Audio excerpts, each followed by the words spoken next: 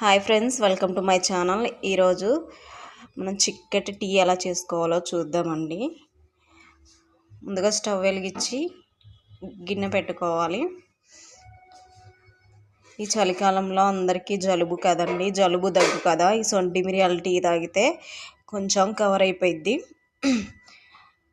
నేనైతే కప్పు చిక్కటి పాలు తీసుకున్నానండి. ఈ కప్పుతో వాటర్ ఏమి వేయకుండా చిక్కటి పాలు తీసుకున్నాను. పాలైతే గిన్నెలో పోసేసుకోవాలి.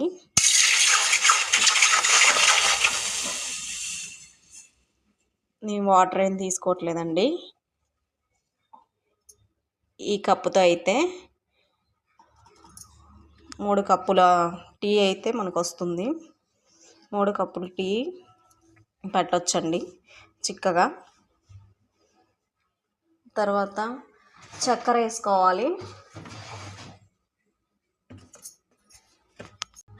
నేనైతే 3 స్పూన్లు వేస్తున్నానండి, సరిపోద్ది.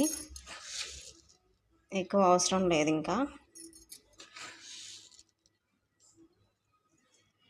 3 స్పూన్లు చక్కెర వేసిన తర్వాత ఇప్పుడు 2 స్పూన్లు టీ పొడి వేసుకోవాలి.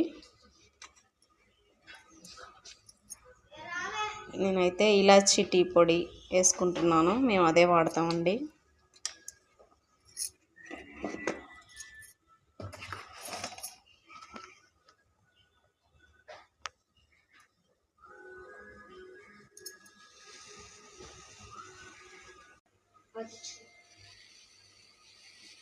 చక్కగా పొంగు రానివ్వాలి. పొంగు వచ్చిన తర్వాత సిమ్లో పెట్టేసుకోవాలి.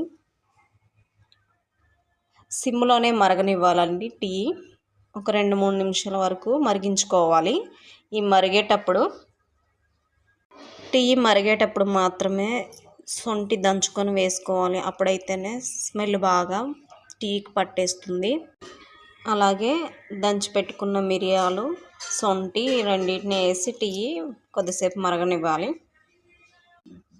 చూసారు కదా, శొంఠి మిరియాలు టీ అండి చాలా చక్కగా మరిగిపోయింది. ఇప్పుడు స్టవ్ ఆఫ్ చేసుకోవడమే.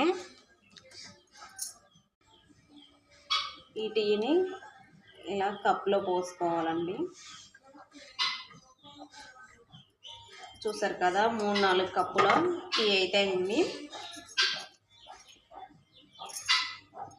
గొంతు నొప్పి, జలుబు ఖచ్చితంగా తగ్గిద్దండి మిరియాలు, శొంఠి టీ చేసుకొని తాగితే. ఈ చలికాలం మంచి బెనిఫిట్ ఉంటుందన్నమాట. Okay friends, bye. మన వీడియో నచ్చినట్లయితే లైక్ చేయండి, సబ్స్క్రైబ్ చేయండి ఫ్రెండ్స్.